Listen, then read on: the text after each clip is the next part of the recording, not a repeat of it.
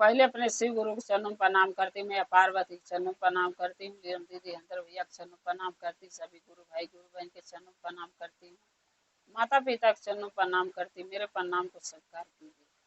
गुरु भाई गुरु बहना, एक कथा सुनाने जा रही हूँ, कृपा करके कथा को ध्यान से सुनिएगा। ध्यान से सुनने से ज्ञान मिलता है।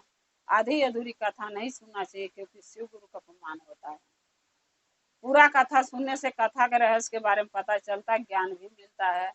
इसीलिए मैं हर वीडियो में यही कहती हूँ कि जब भी आपके पास टाइम मिले, आप टीवी खोलें, मोबाइल चालू करें, तो कथा पूरा सुने, टाइम निकाल के सुने, ताकि पूरा सुनने से ज्ञान मिल सके। आधी अधूरी कथा नहीं सुनिएगा, क्योंकि ज्ञान नहीं मिलेगा। और अगर मेरा ये कथा आपको अच्छा लगेगा तो कमेंट में लिख के जरूर भेजिएगा। चैनल को सब्सक्राइब कर लीजिएगा। जो भी मैं नया नया कथा महादेव का डालती हूँ, आपके पास पहुंचता रहा। हमारे कथा को देखते रहना, अपना प्यार देते रहना। एक गांव में एक पंडित जी रहते थे। पंडित जी के दो बेटे थे, और पंडित जी, पंडिताइन और दोनों बेटे बहुत हंसी खुशी रहते थे।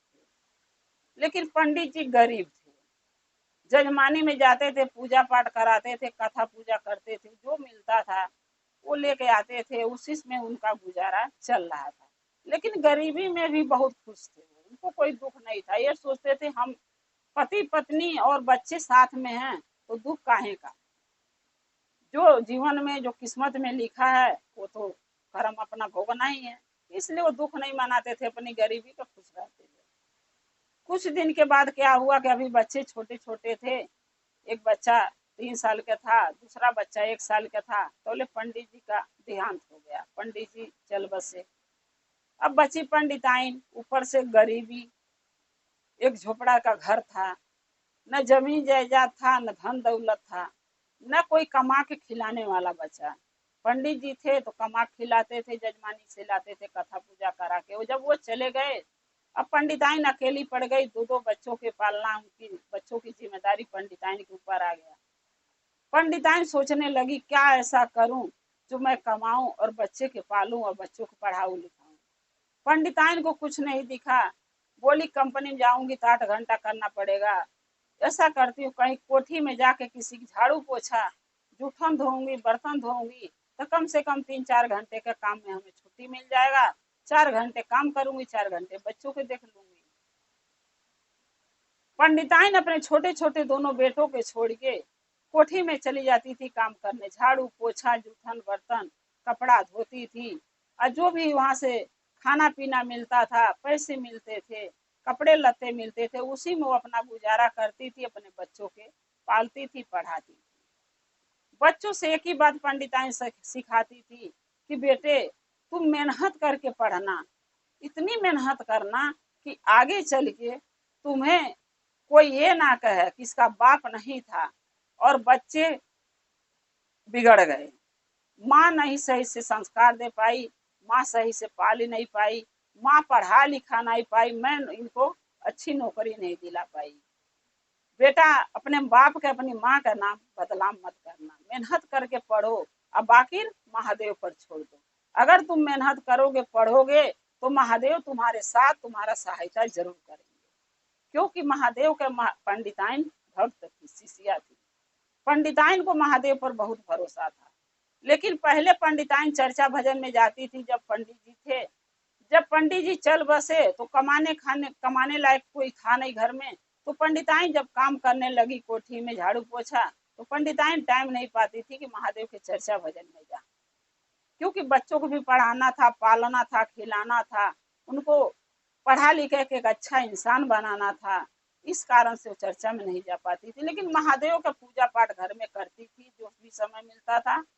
और महादेव पर भरोसा नहीं छोड़ी अपना पंडिताइन, महादेव पर भरोसा बना के रखी। अब धीरे धीरे बच्चे माँ की बात मान के, बच्चे यही कहते थे, जैसे होशियार बच्चे होते गए, बढ़ते गए, तैसे बच्चे यही माँ के कहते थे, अपने माँ के पंडिताइन को, कि मम्मी आप चिंता मत करो, मैं कभी बाप के नाव पर और माँ के नाव पर कभी अकलंक नहीं लगने दूंगा। मैं इतना मेहनत करके दोनों भाई पढ़ूंगा लिखूंगा कि एक दिन इतना कामयाब बनूंगा कि लोग कहेंगे कि पंडित पंडिताइन के बेटे हैं, आपके गर्व होगा मेरे आपके परवरिश पर आपको गर्व होगा माँ, चिंता मत करो। पंडिताइन कहती थी बेटा बस मैं यही चाहती हूँ।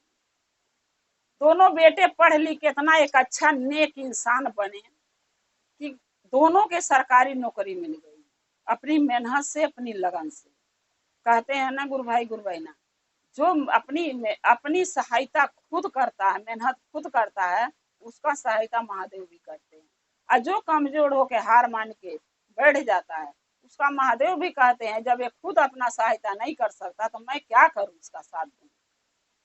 तो इसीलिए कहते हैं गरीबी हो चाहे अमीरी हो, अगर मदद हम अपना मेहनत करेंगे तो हमें कामयाबी जरूर मिलेगी।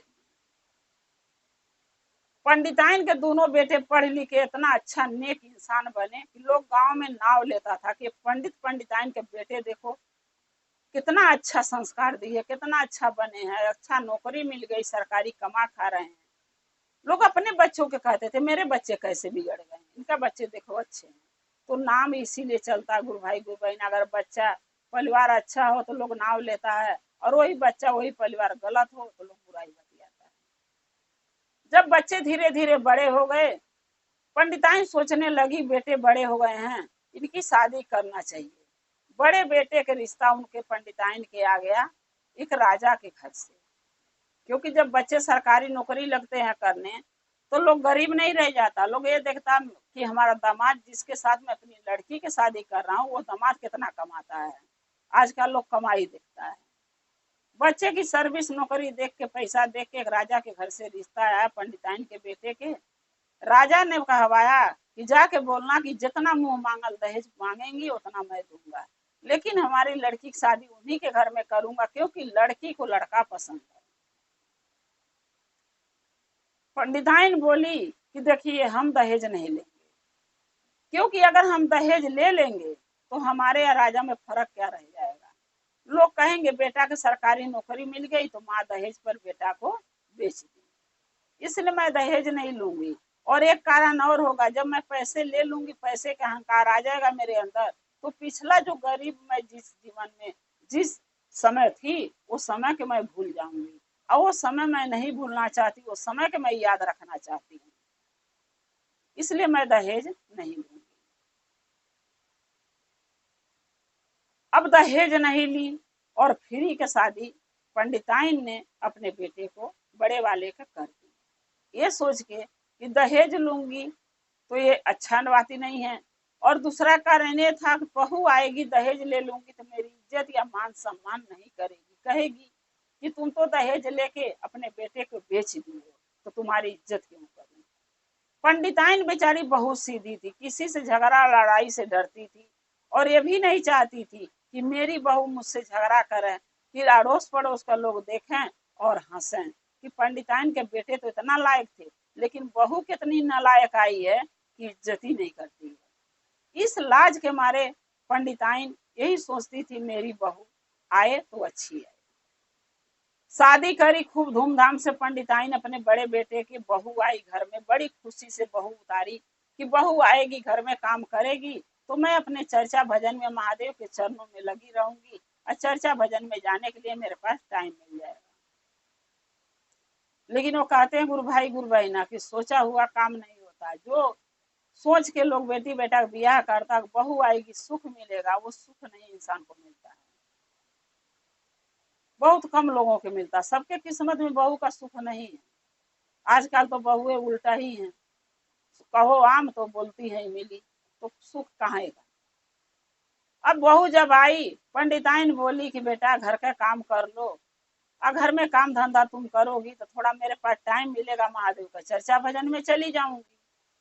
बहू बोली कि नहीं, मैं काम करने के लिए तुम्हारे घर में आई हूँ, मैं राजा की बेटी हूँ, हमारे घर में नौकर चाकर काम करते थे, और यहाँ आके मैं खुद काम करूं।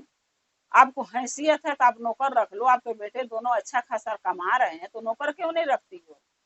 पंडिताइन बोली देखो बहू, हैसियत की बात नहीं है, आजकल जो 10,000 5,000 20,000 कमा रहा वो भी नौकर रख लेता है।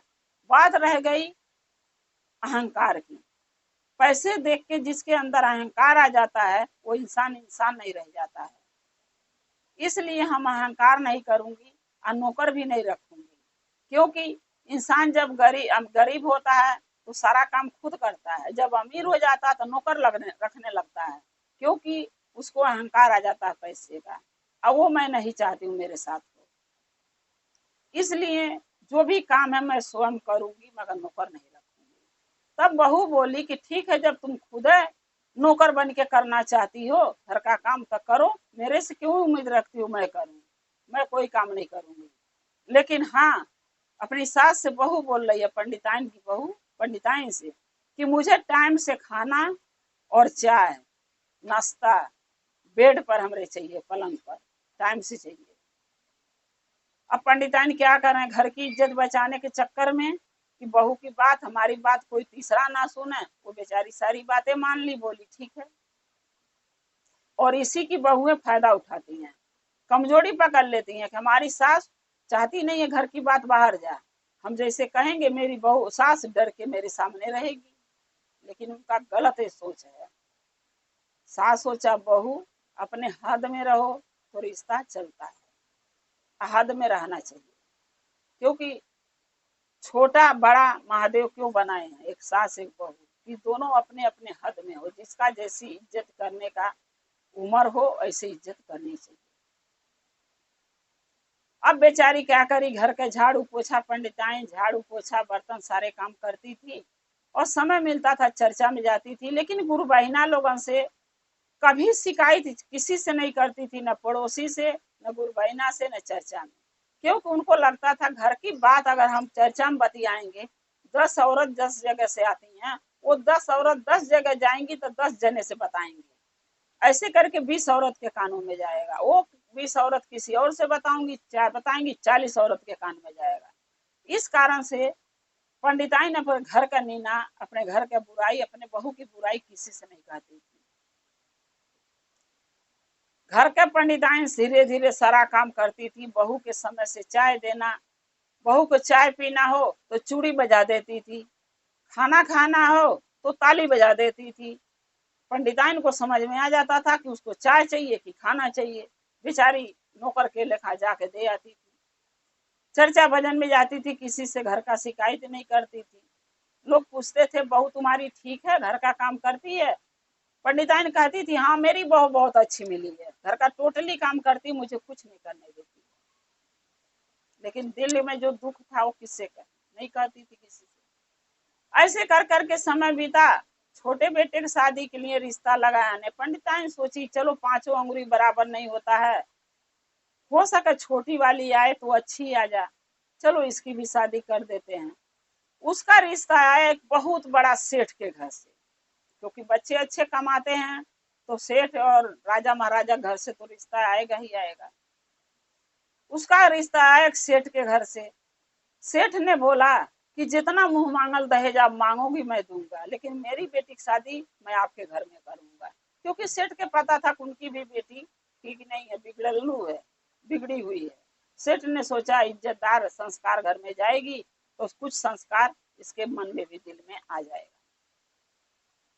अब फिर गुरु बहिना यानी पंडिताइन बोली कि नहीं सेठ जी मैं दहेज नहीं लूंगी। सेठ ने बोला नहीं दहेज आपको लेना पड़ेगा, मैं अपने मर्जी से दे रहा हूँ। सेठ ने 12 लाख रुपया दहेज दिया और 12 लाख रुपया पंडिताइन दहेज ले ली, क्योंकि सेठ अपने मर्जी से दिए थे, पंडिताइन तो नहीं मांगी थी। अब जब छोटी वाली बहू आई तो उसको बोली कि बेटा घर का काम कर लो, तो उसने भी क्या जवाब दिया कि जब बड़ी वाली नहीं घर का काम करती है, नहीं आपका सेवा करती है, आपकी बात नहीं मानती है, तो मैं क्यों करूं? क्योंकि ये तो राजा के घर से आई है, बिना दहेज लिए आई है, और मैं तो एक सेठ की बेटी हूँ जो मेरे बाप 12 लाख रुपया दहेज दिया है, तो मैं काम क्यों करूं? घर का काम जैसे आप पहले से करती थी। सास के बोली पंडिताइन को, छोटी वाली बहू जैसे पहले से आप कर रही हो काम, वैसे आज भी आप ही करोगे। जैसे इनको चाय पानी खाना बेड पर देती हो, वैसे मुझे भी चाहिए। जब इनको दो तो मेरे भी रूम में खाना पहुंचा देना। दोनों बहुए खाना बनी बनाई मिलता था। बेचारी पंडिताइन झाड़ू पोछा बर्तन टोटली काम घर का करती थी, और समय से खाना पीना चाय पानी नाश्ता बहुओं के अपने अपने रूम में उनको पेट पर पहुंचा देती थी। बहुएं उठ के खाना खा के सो जाती थी। दोनों बेटे तो बाहर जो में कमा रहे हैं, बेटों से भी शिकायत नहीं करती थी पंडिताइन। कि बेटे विदेश में है, परदेश में है, अगर शिकायत करूंगी तो बेटे भाग के चले आएंगे तो कमाएंगे नहीं, आके हमारे दुख में फंस जाएंगे। इससे अच्छा जैसे चल रहा चल ले दो, क्या शिकायत करना है। बेटों को भी पता नहीं था मेरी माँ के दुख कष्ट मिल रहा, हमारी बहू बीवियों दे रही है सब। धीरे धीरे जब समय बीता तब ये लोग घर में बैठे बैठे खा खा के आदत बन गया इन लोगों के। एक दिन मैया पार्वती महादेव कैलाश पर बैठे थे। महादेव बहुत दुखी थे। तब मैया पार्वती भोलेनाथ से बोली कि हे भोलेनाथ, आप इतने दुखी इतने चिंतित क्यों दिख रहे हैं। महादेव बोले, हे पार्वती, पृथ्वी पर एक मेरी शिष्या है पंडिताइन, बहुत गरीब पहले थी, झाड़ू पोछा बर्तन जूठन धो धो के बच्चों के छोटे से बड़ा करी पाल के, क्योंकि बच्चे छोटे छोटे पंडित जी के देहांत हो गया। अकेली औरत दोनों बच्चों को पाली, इतना अच्छा संस्कार दी, पढ़ाई लिखाई सरकारी नौकरी लग गया उनका। आज अच्छे ओहदे पर है, अच्छा कमा रहे हैं। दो घर से दो बहुएं आई हैं, दोनों बहुएं एक भी काम नहीं करती है और मेरी शिष्या को दुख कष्ट देती है। मेरी शिष्या मुझे जब चर्चा में आती है तो मुझसे शिकायत करती है कि हे भोलेनाथ, मेरे बहुओं के बुद्धि ज्ञान दो कि सही मार्ग पर चलें। सो पार्वती मैं बहुत दुखी हूँ, मेरे समझ में नहीं आ रहा अपनी शिष्या की सहायता मैं कैसे करूं। वो एक ही बात कहती है, मेरे बहू को बुद्धि ज्ञान दो हे महादेव, और कुछ उनकी शिकायत भी मुझसे नहीं करती है। लेकिन मैं रोज देख के उसके आंख में आंसू देख के मैं दुखी होता हूँ। तब मैया पार्वती भोलेनाथ से बोली कि हे महादेव, इसके साथ दोनों बहुओं के साथ आपको एक खेल खेलना पड़ेगा। कुछ ऐसा कीजिए जिसके कारण से इनको बुद्धि ज्ञान मिल सके, इनको सबक मिल सके। बोले क्या करूं। तो मैया पार्वती बोली, हमसे अच्छा आप जानते हैं कि आपको क्या करना है। महादेव बोले ठीक है। महादेव क्या करे कि दोनों बहुओं के गुब्बारा के लेखा फुला दिए, यानी मोटी कर दिए, मोटी हट्टी कट्टी ताकतवर बना दिए। शरीर में ताकत नहीं था, शरीर फूल गया। इतना ज्यादा मोटी दोनों फूल के हो गई कि इनको उठना बैठना मुश्किल हो गया, क्रियाक्रम करने लायक नहीं रह गई। क्योंकि जब मोटा ज्यादा शरीर भारी हो जाता है ना गुरबाई ना, तो न वो उठ पाता, न बैठ पाता, न लेटरिन बाथरूम जा पाता। वही हाल उनके साथ हो गया। अब जो पंडिताइन थी उनको क्या पता था कि महादेव की वजह से हो रहा, महादेव इनको बुद्धि ज्ञान सिखाना चाहते हैं, इनको ना कष्ट देके। पंडिताइन सोचती थी कि हे भोलेनाथ, क्या कर दिए हमारे बहुओं के साथ, ये अपने क्रियाक्रम के दुश्वार हो गई हैं, उठ बैठ नहीं पा रही हैं। पंडिताइन ऐसे महादेव से फिर बोलती थी। अब दोनों बहुएं सोचने लगी कि बताओ, मेरी सास चर्चा में जाती है, भजन में जाती है, महादेव का पूजा पाठ करती है, घर का टोटली सारा काम झाड़ू पोछा बर्तन खाना पीना सब बना के हम लोगों के दे देती है, फिर चर्चा में भी चली जाती है। इसीलिए मेरी सास इतनी पतली दुबली है और जितनी इसके शरीर में फुर्ती है। हम लोग बैठे बैठे खा खा के मोटा गए हैं। अब दोनों मिल के मीटिंग करी, बात विचार कि हम लोग भी कुछ काम कर लेंगे तो शरीर हल्का हो जाएगा। अब दोनों जो हैं पंडिताइन जब चर्चा में से आई तो दोनों उनके पास पहुंच गई। अब पंडिताइन सोचने लगी कि ये चांद कहाँ से उगा। आज तक तो दोनों बहुएं इतना दिन से आई हैं मेरे पास, कभी न आई, न बैठी, न उठी, न कोई हाल चाल पूछी, न बात विचार करी, ये दोनों आज मेरे पास क्यों आ गई। तब पंडिताइन ने अपने बहुओं से पूछी कि क्या बात है, तुम्हें कुछ चाहिए क्या मुझसे। अरे जो कहती हो सारा तो मैं कर रही, झाड़ू पोछा बर्तन खाना पीना सब बना रही कर रही, अब क्या शिकायत है तुम्हें मुझसे।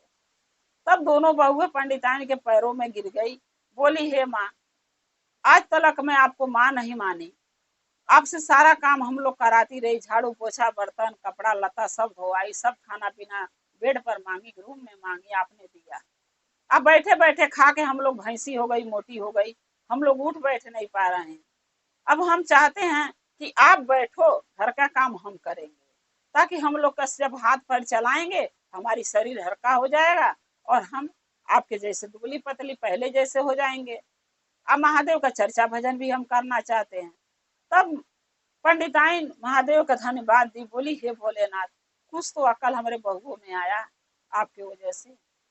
अब दोनों बहुएं रोज डेली सवेरे उठ के घुस के जो जना उनके उठ बैठ पाती थी वही हिसाब से झाड़ू पोछा बर्तन खाना पीना सब करने लगी।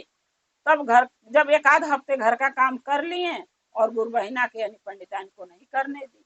पंडिताइन बहुत खुश थी कि मेरी बहुएं चलो देर सवेर उनको ज्ञान तो महादेव दिए, सही रास्ता पर तो चल रही हैं।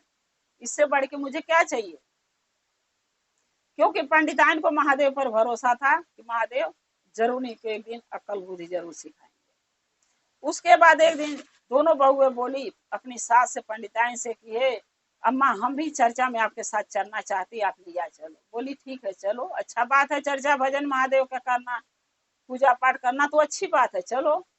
जब दोनों पंडिताइन दोनों बहुओं को लेके चर्चा में गई, अब वहां सब देखी मोटी मोटी औरत, सब पूछने लगी गुरु बहिना ये कौन है, ये कौन है। पंडिताइन बोली मेरी बहू है, दोनों बहुएं हैं मेरी। अत इतनी मोटी इतनी हैवी हैवी बहू कहाँ से लाई पंडिताइन। अब सब कह के मजाक उड़ा के हंसने लगी। तब पंडिताइन बोली देखिए, पहले दोनों बहुएं मेरी दुबली पतली थी, अब कुछ दिन से मोटी हो गई हैं। सब बोली कैसे। पंडिताइन बेचारी झूठ बोल दी कि अरे किशमिश काजू मुनक्का बादाम खाती हैं, मेरे बेटे विदेश से भेजते हैं, अब है घर में तो लोग खाती हैं, इनको रोक तो सकते नहीं, इसी कारण से दोनों मोटी हो गई। अब फिर सब कहने लगी कि भाई काजू किशमिश से लोग मोटा हो जा रहा है। बोली हाँ। तब बड़ी वाली कह रही है कि नहीं, मेरी सास झूठ बोल रही हैं। बोली सब क्यों झूठ बोलेंगी, ये तो सच बोलती हैं, झूठ कैसे बोल रही हैं। तो बड़ी वाली बहू बोली कि नहीं, हमने सारे काम अपनी सास से कराती थी, झाड़ू पोछा बर्तन खाना पीना, हम दोनों देवरान जेठान बेड पर बैठे बैठे खाना मिलता था खाती थी और सो जाती थी। जो खाने के और सोने के जो हम लोग की आदत बन गई थी बिना मेहनत के, इसी कारण से हम लोग मोटे हो गए। और अब हम भी घर का सारा काम करती हूँ, माँ जी को कुछ नहीं करने देती हूँ, क्योंकि हम भी पतला दुबला होना चाहते हैं, महादेव के चर्चा भजन में लगना चाहते हैं। तब सारी औरतें लगी कहने कि तुम लोग इतना दुख इनको दी पंडिताइन को, गुरु बहिना को, लेकिन आज तक तुम दोनों का ये शिकायत कभी चर्चा में नहीं करी है। चर्चा में क्या किसी से नहीं करी है, अड़ोसी पड़ोसी से नहीं बोली है, नाते रिश्तेदार से नहीं बोली है। क्यों कि ये तुम्हें अपनी घर की लक्ष्मी समझती है, घर की बहू समझती है, इसलिए ये तुम्हारी अपनी बहुओं की शिकायत किसी से नहीं करी। आज तुम बोली हो तो हम सुन रहे हैं कि तुम सारे काम अपनी सास से कराती थी या बैठे बैठे खाती थी। नहीं, ये कभी नहीं शिकायत करी है। धन्य मानाओ कि तुम इनके इतना अच्छी तुम्हें सास मिली है। तब दोनों बहू कहने लगी पंडिताइन के कि हमसे बहुत बड़ा भूल हो गया, आगे से भूल नहीं करूंगी, मुझे आप लोग क्षमा कर दीजिए। सारे गुरु बहिना पंडिताइन बोली कि क्षमा मांगना है तो महादेव के शरण में बैठी हो, चर्चा में बैठी हो, इनसे मांगो। महादेव से दोनों बहुएं जोड़ के हाथ जोड़ के क्षमा मांगी। बोली हे भोलेनाथ, हमें माफ कर दीजिए, अपनी सास के अब आगे से कभी दुख कभी कष्ट नहीं देंगे, इनको वो सुख मिलेगा जो सुख इनको हम लोग कभी नहीं दिए। अब इनको आराम देंगे, सुख देंगे, इनका सेवा करेंगे, इनका आदर भाव करेंगे और इनको खाना पीना टाइम से देंगे। अब शिकायत का मौका नहीं दूंगे, महादेव हम पर दया करो। फिर गुरु बहिना पंडिताइन बोली हे भोलेनाथ, जैसे हमारी बहुएं दोनों थी पतली दुबली, वैसे इनको कर दो, आगे से ही माफी मांग रही है कि शिकायत का मौका नहीं देंगी, आप क्षमा कर दो। महादेव अपने शिष्या की बात सुन के, गुरु बहिना का पंडिताइन की बात सुन के दोनों बहुओं को क्षमा कर दिए। और महादेव वहीं प्रगट होकर दोनों बहुओं को चेतावनी दिए कि आगे से अगर हमारे शिष्या को कष्ट दोगी तो इससे बड़ा सजाई तुम्हें मिलेगा, तब दोबारा मैं तुम्हें माफ नहीं करूंगा। दोनों बोली कि नहीं, आगे से मैं ऐसी गलती नहीं करूंगी, महादेव मुझे क्षमा कर दीजिए। दोनों महादेव के चरणों में गिर गई। सभी गुरु भाई गुरु बहिना गिर के क्षमा मांगे, पंडिताइन भी माफी मांगी। महादेव उनके पंडिताइन के अपने शिष्या के दोनों बहुओं को माफ कर दिए। अब पहले जैसे दुबला पतला कर दिए और सास बहू तीनों मिलके अपना घर में इज्जत से करने खाने लगी। और पंडिताइन की दोनों बहुएं पंडिताइन के सेवा पानी आदर भाव करने लगी। तो कहते हैं इसलिए गुरु भाई गुरु बहिना, देर हो चाहे सवेर, अगर महादेव ज्ञान देते हैं, बुद्धि ज्ञान दे दिए तो उनके स्वीकार करना चाहिए। महादेव किसी का बुरा नहीं चाहते हैं, किसी का बुरा नहीं करते हैं, बस थोड़ा बिगड़े हुए के सही रास्ता सही मार्ग दिखाते हैं, बाकी कुछ गलत नहीं करते किसी के साथ। महादेव दया करते हैं, इसीलिए महादेव का चर्चा भजन करना चाहिए, उनके शरण में लगे रहना चाहिए, पूजा पाठ करना चाहिए, 3 सूत्र का पालन करना चाहिए, शिष्य और शिष्या बन के महादेव के गुरु बनाना चाहिए, ताकि उद्धार हो सके यहाँ भी और वहां जाने के बाद भी। गुरु भाई गुरु बहिना, जैसे महादेव पंडिताइन के दोनों बहुओं के बुद्धि ज्ञान दिए, वैसे हाथ जोड़ के महादेव से प्रार्थना करती हूँ कि सबको बहुओं के बुद्धि ज्ञान दें और सबके बेटा बहू के बुद्धि ज्ञान दें, सबके बाल बच्चे सही मार्ग पर चलाएं और बाल बच्चे सही रास्ता चले। अगर मेरा ये कथा अच्छा लगा तो कमेंट में लिख के जरूर भेजिएगा गुरु भाई गुरु बहिना। चैनल को सब्सक्राइब कर लीजिएगा कि जो भी मैं नया नया वीडियो डालती हूँ आपके पास पहुंचता रहे। महादेव का कथा आप ऐसे ही देखते रहें, हमारे चैनल को अपना प्यार दुलार देते रहें। हम और आप शिव परिवार से ऐसे जुड़े रहें। हर हर महादेव, घर घर महादेव। महादेव का दया और कृपा सभी भक्तों पर, सभी गुरु भाई गुरु बहना पर सदा बना रहे। शिव गुरु सदा आप लोग के साथ रहे। जय शिव गुरु।